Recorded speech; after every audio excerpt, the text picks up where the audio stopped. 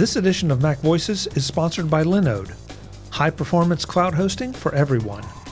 Visit linode.com/MacVoices and take $20 off your first server package.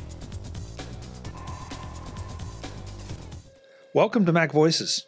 This is the talk of the Apple community, and I'm Chuck Joyner. Folks, these two are becoming regulars on MacVoices, which is something I really like because I love their product and I love the fact that it continues to evolve.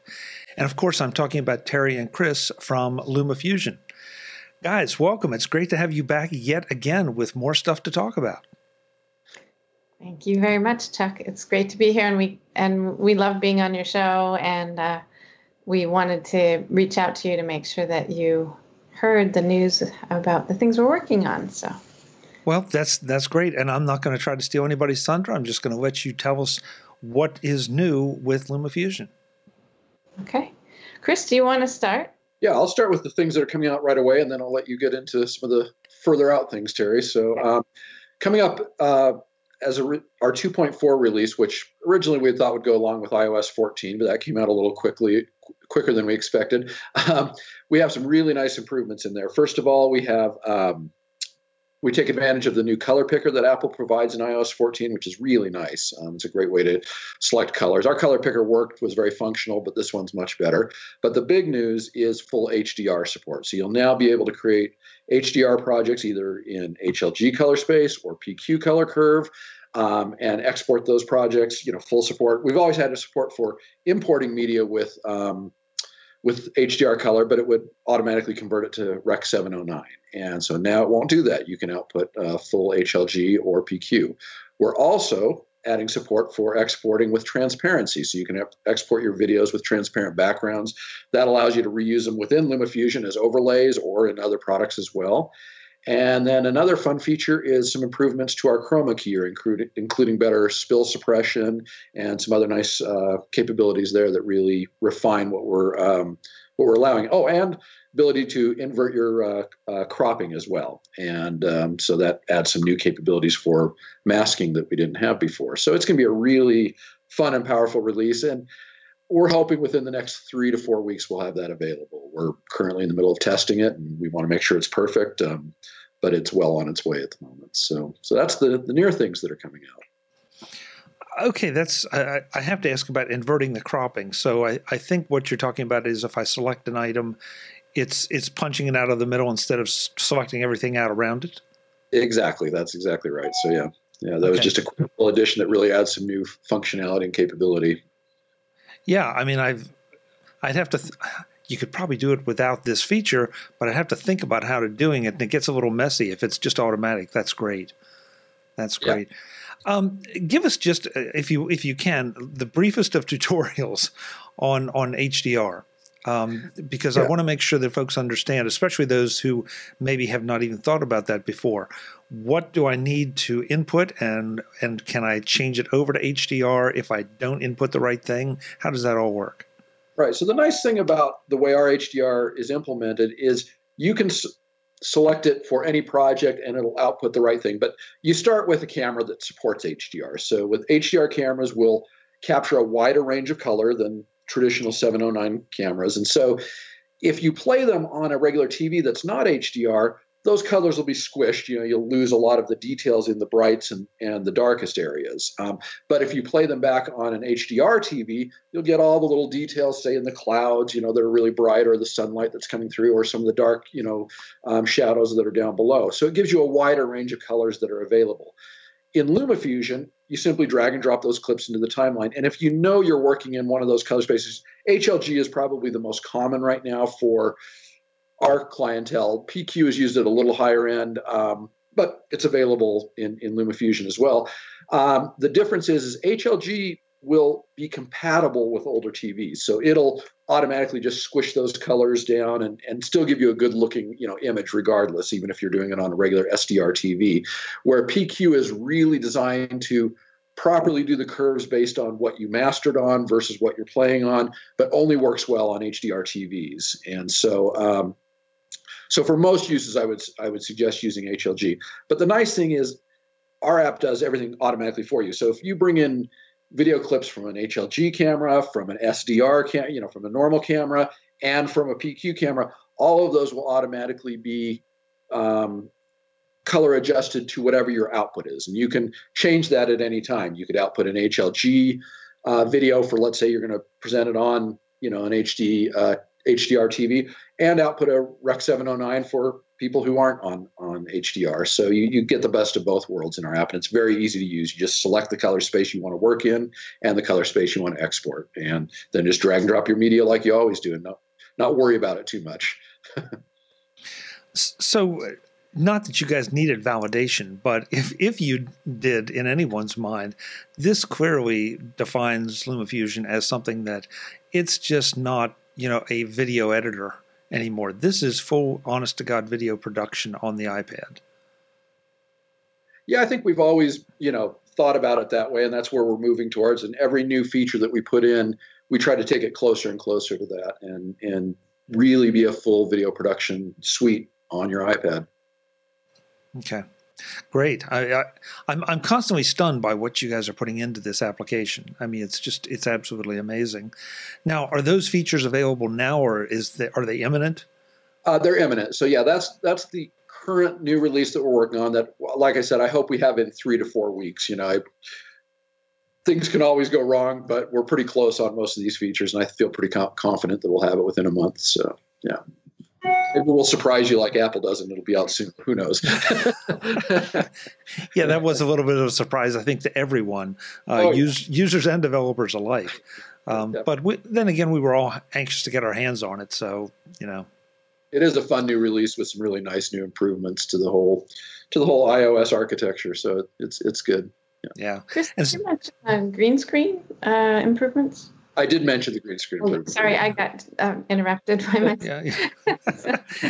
No, and it's interesting. I also think that people feel a little better. I know I'm one of them. I don't want to install even a Golden Master. I don't have time to play with it. So when it hits release status, okay, then even I might be cautious for a couple of days. But I really, especially with this one, I really wanted to jump in there.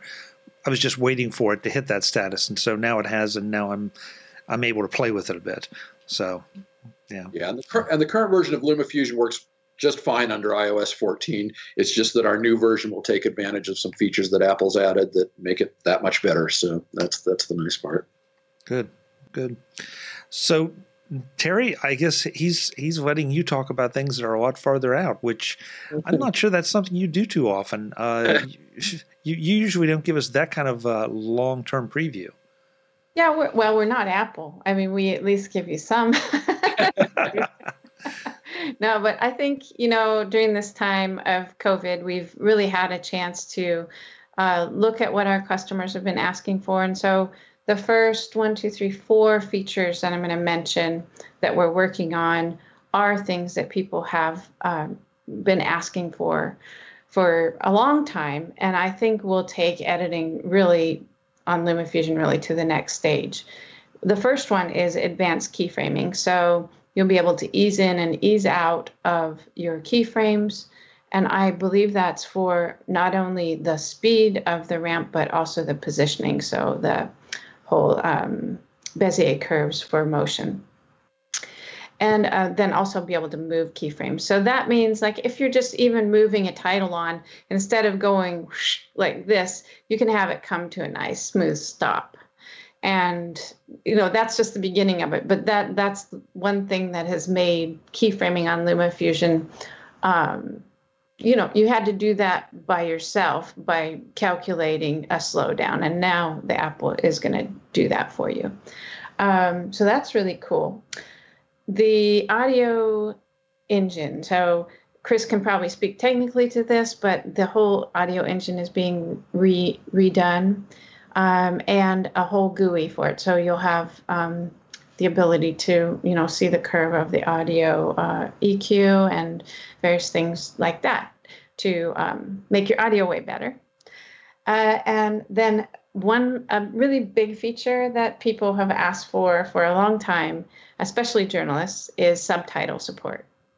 So you will be able to import an SRT file and then on the timeline, drag that to the timeline, apply a subtitle template to it so you get your subtitles, and you'll be able to have multiple languages on one on one timeline. So when you export it, you can choose the language that you're exporting, or if it's metadata, I believe you can export all of that together. You'll be able to burn it in or use a sidecar file or do metadata. Is that correct, Chris? That is correct. Exactly. That's what I thought. So that's going to be huge for any sort of journalist or even YouTubers who want a really nice, translation of their videos up there. You'll be able to make your own or import, as I said. So those are the four things that people have just been constantly asking for.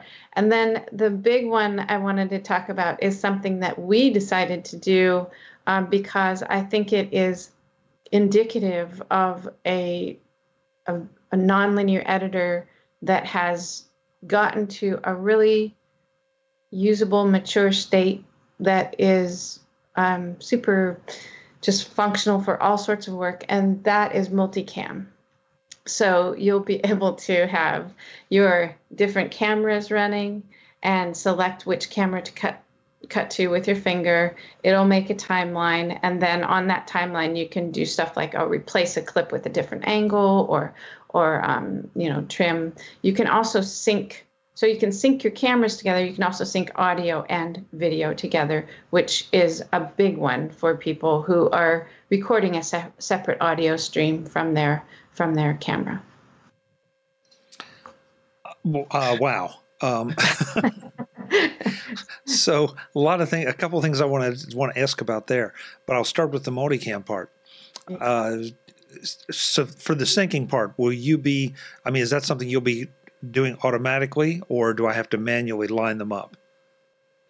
Is automatic by waveform or by time code, Chris? Is that correct? Yeah, if it has time code, it'll use the time code. If not, it'll use audio, the audio waveform to do synchronization automatically. And then if you need to, you can still adjust it manually afterwards. So but we think it'll definitely be automatic and very simple to get started with.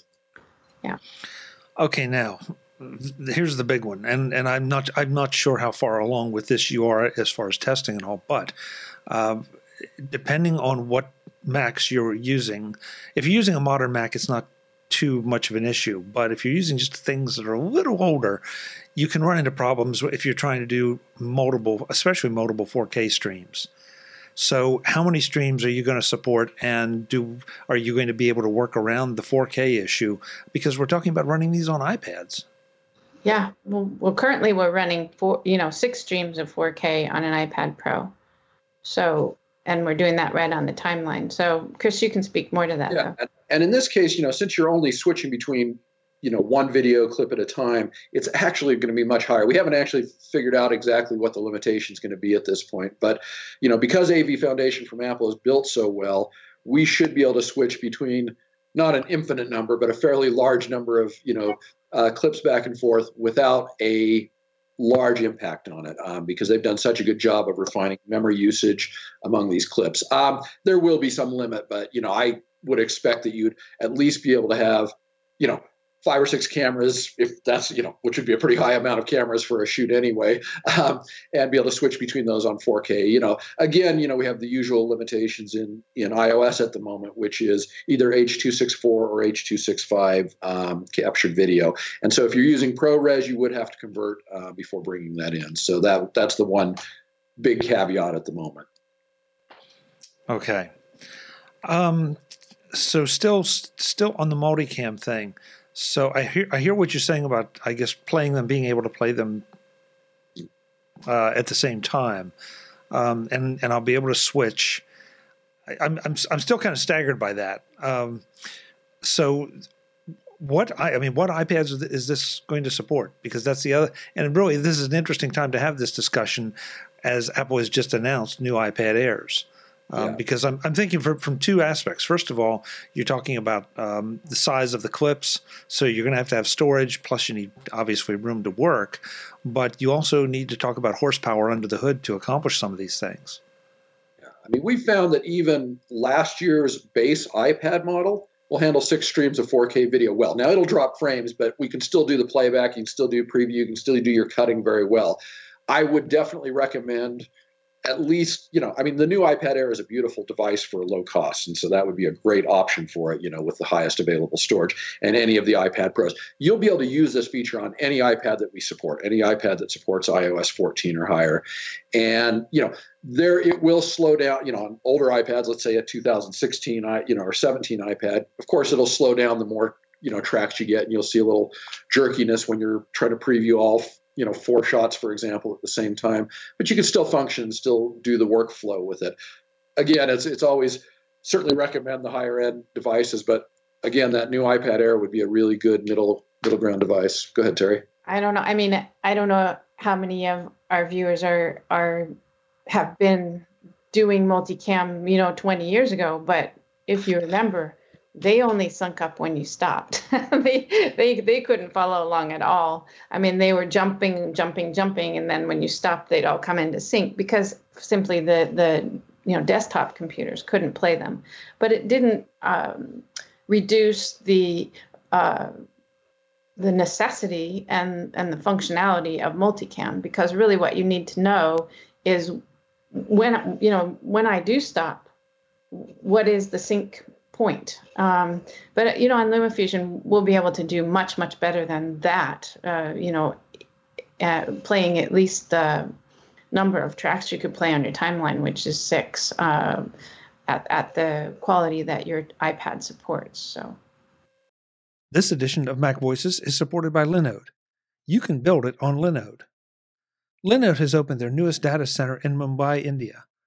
That one, along with others around the world, gives Linode the ability to put your server anywhere you want it to accommodate any local regulatory needs that you might face.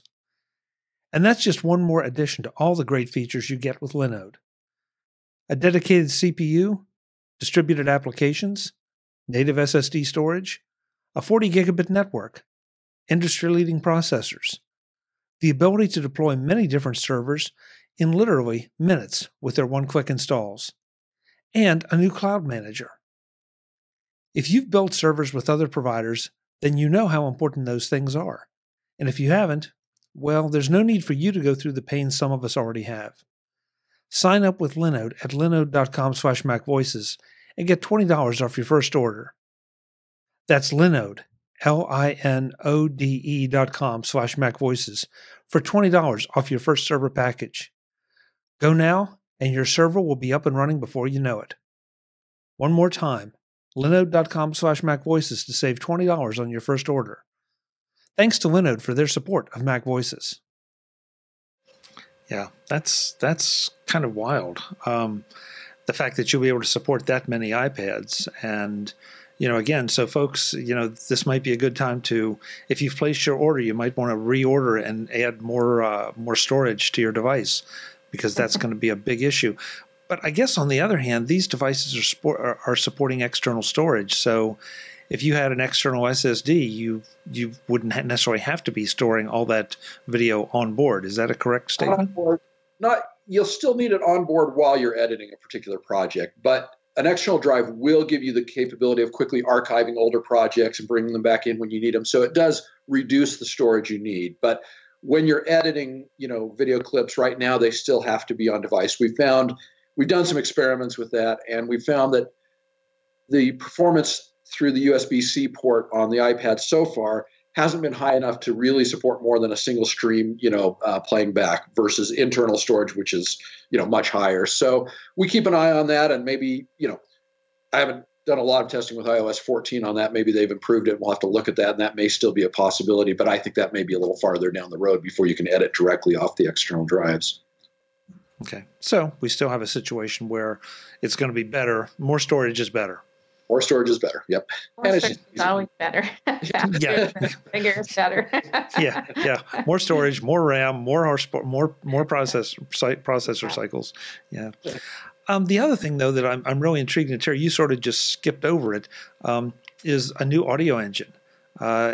What new capabilities, I should say, is that going to bring to the table?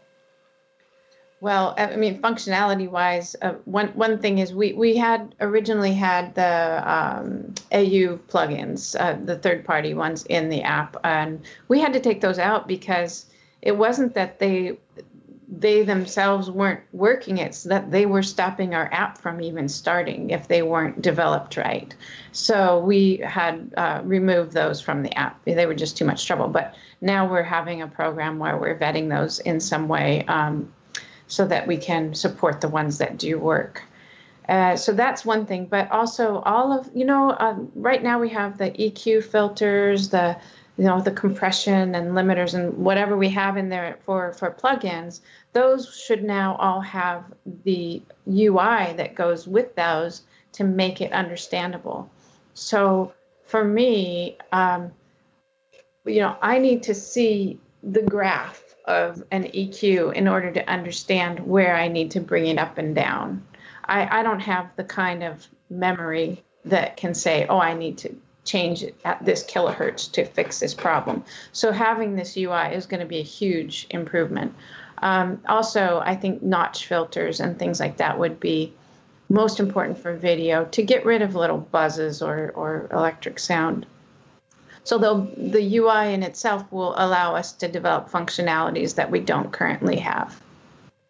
I'll just, from an engineering standpoint, one of the things, we've been building up the engineering team here to really be able to take on all these new features that, that we've wanted. Early on, I was doing all the work, and now I'm happy to say that we have a really incredible team doing the work. And one of the people we brought on is an expert in the audio field. He has done audio apps on Mac and iOS for many, many years, and we're really happy to have him a part of the team so that he can help us specialize in that area that I won't say it's been one of our afterthought areas. It works, but it's not as beautiful and wonderful as some of the rest of our app, and so that's where we really wanted to spend the time to make sure that every part of our app, is beautiful and wonderful. I mean, it seems like we talk about this every time, but what you all are doing is groundbreaking when it comes to, iOS, iPadOS level machines. And yet every time we talk, you just push it farther and farther and farther. And if there's an argument for a time when we may not need or even expect to use desktops or laptops, but can do everything on an iPad, you two may be the poster children for it. We're trying to be. Yeah, that's our mission. I mean, our mission is to create the best mobile video software there is. It's that simple. So. Yeah, and again, because I think a lot of us, and I'm included, I tend to think, okay, well, I've got a video project, and the iPad's great, but I'll go work on my bigger horsepower machine, and you're just proving time and time and time again that's not necessarily the case. Yeah, it's a lot of fun. We have a lot of our professional users out there who they'll sometimes send us, in the past they've sent us photos of them editing on a plane, and it has literally changed the way they do things, and we love that, and even in some of those specialty cases where they need some final post-production that we don't have in the app, adding the Final Cut Pro export changed that game entirely, where now you can start your edit, almost complete it, and then do that last bit of finishing whatever's needed if you need it on the desktop. And most times they find they don't need it. So it's a lot of fun. And it's just truly the funnest editor on any platform. So that's one of the best parts about it. That is the key to editing with LumaFusion on mobile, is that it brings back this sort of joy that has gone missing from desktop editing, I believe. I've just, as a pure aside, had nothing necessarily to do with either one of these sets of announcements, but how much of this is facilitated by iOS 14? Anything specific, or that you were waiting for iOS 14 to pull the trigger on, or is it just a natural evolution and 14 is there as a good foundation? Yeah, most of it's just iOS 14. The only one that iOS 14 specifically brought was the HDR support. You could not do HDR export using AV Foundation until iOS 14. But everything else we're working on, all these long-term ones, they've all been capabilities in there. Now, iOS 14 makes everything a little bit better. They've Apple has, again, done a lot of work on reducing memory usage of every app so that performance is better. So all those things should run a little more smoothly and a little better, So that's the one nice thing that Apple generally does well for us, is improve at each new operating system. Our performance gets a little better and we can do a little more with it. Once in a while it goes backwards, but not too often. Wow. Terri, the set of announcements that you were talking about, this is very unfair, and I know that, but are we talking 6 months, 12 months? Is there any kind of time frame for some of those things? Well, there's goals that we set, and then there's the way we work, and the way we work is with a very agile process. So every 2 weeks or every 3 weeks, I guess we've switched to 3 weeks, but every 3 weeks we determine what set of work we've done, we qualify it, we make sure it's good, we test it with a user, and then we move on. So we can see a ramp or our velocity, if you will, to guess when we might be done. But there's no real answer for it. So I don't want to announce a date, but I can say our goal for it was the end of this year. Wow. Okay. Yeah, and I don't want anybody to hold you to that. It's just, and it's somebody somewhere is sitting saying, "That's what I need for my project. How quickly can I get my hands on it?" And they need to know, okay, it's beyond your due date, and you just go ahead and work with what you got, or hang on, it's coming. So, cool. Very cool. We just we prize quality over speed, so that's part of what we do. We want to get it out as fast as we can, but yes, we will hold off until it's right. So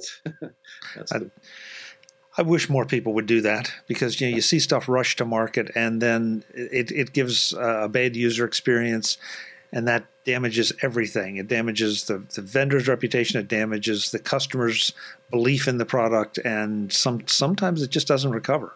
And that's better to wait until the cake is baked. That's right. We always have to talk a little bit about pricing here. Are any of these things in your base price? Are they all going to be in your base price? And I'm thinking more about what Chris said because Terry's a lot farther out. But are they in the base price, or are they in-app purchases, or how is that working? All the features that are in 2.4 are in the base price. There's no new in-app purchases in 2.4. And so that'll just be a free update, as all of our updates have been, so far. And so you'll get HDR at no extra charge, which is pretty incredible. Yeah. In the Frame.io that we did spend a long time developing Frame.io, and we had planned for that to be an in-app purchase, to be honest, because it's very dedicated to a certain audience and very, it's advanced, and we spent a long time on it. To make it right, and then we did it again. We had an original plan, and then they just didn't feel right, so we added in another round of development on it. So it was an expensive feature to develop, and then when it was time to put it out, it was COVID, and we were like, well, it didn't feel right to charge anybody for anything. So we didn't. We just put it out for free. So as far as the other features like multicam and subtitles and all that, let's see where we are when we get there. Yeah. We haven't made decisions on those, and there's a chance that something like multicam may be an in-app purchase, and so, but we'll make that decision as we go down the road. Yeah, we try to balance that well to make sure that we have a very complete, powerful editor for the base price, and then that those additional features feel like things that make sense to pay extra for because of the added advantage that you get from them. And the base price, of course, is $29.99 US. Yep. Yeah. So compare that to what you see from some other professional editors, and then consider all these new features that keep on coming. Because, like I said at the outset, Terry and Chris seem to be becoming regulars on the show, because that's what they do, is they just keep adding things, and they're adding things on the iPad. So it's a whole different platform. It's not something that they just reach over and say, "Hey, that looks good. Let's copy that." Doesn't quite work that way. Right. Also, that's not a subscription, just to clarify, because a lot of our competitors or people in the video space are doing subscriptions. And we really felt that the base editor, we'd like to just keep, as long as humanly possible, keep that as just a one-time purchase, and that these extra things, these things we spend years developing for specific tools, those could be in-app purchases so that we can continue to develop and stay in business, but not charge a monthly fee to our customers for basic functionality. I'll mention one other thing that just came to mind on this. One of the other things we're working on is we're working with a number of third-party companies that are, and I won't mention any until we get closer and are finalized, but third-party companies that provide plugins to Final Cut and Premiere, and working on ways to bring some of their functionality into LumaFusion as well. It has to be done a little differently, and it's a very specialized piece of work to make sure it doesn't hurt our performance and fits in with our product. But we're hoping to have some announcements on that fairly soon as well. Some really exciting new plugin capabilities that will bring people the power that they've always had on the desktop, with those plugins again to the mobile platform. Do you guys do this intentionally? Do you just drop those little tidbits and wait for me to say, well, we have to talk to you again in a few weeks or a couple months? I mean, that would be phenomenal. I know I would have a couple that I would say, hey, after we turn the camera off, are you working with them? But no, I wouldn't put you on the spot. But no, that's great. So long-term, longer-term, and medium-term plans here. This is great. For the folks who want to learn more about the product and what it can do, obviously it's in the App Store, but the website is www.lumatouch.com, or you can get us on Twitter at Luma Touch, and YouTube is also just search for Luma Touch and you'll find us. Great. And there are a lot of tutorials out there on how to do things, so if you aren't sure about getting up and running with this, go check those out. They will get you going, and you may never look back. Guys, thank you very much. Exciting as always to hear you two as to what's going on and what you're bringing forth, and I can't wait to get my hands on it. And because I too am looking at a new iPad, and this just tells me that I'm going to spend more money to get more storage. Thank you very much. So. Come back again, please, anytime that you want to talk about it. You're always welcome. Yeah, when we get closer to multicam or some of these features, we can give you a live demo. Yeah, terrific. It's terrific. All right, both, please stay safe out there in these crazy times. Thank you. You too, Chuck. Folks, I'm Chuck Joyner. This is MacVoices. Please go and check this out. If you are interested at all interested in editing on the iPad, this is going to change your life. Until the next time, and as always, thanks for watching. Visit MacVoices.com for show notes and to connect with Chuck on social media. Get involved in our Facebook group or like our Facebook page, and get more out of your Apple tech with MacVoices Magazine, free on Flipboard and on the web. And if you find value in it all, consider supporting us through either our Patreon campaign at patreon.com/MacVoices or by making a one-time donation via the PayPal link on our front page and in the show notes of each episode. You will join these fine people who help bring you MacVoices.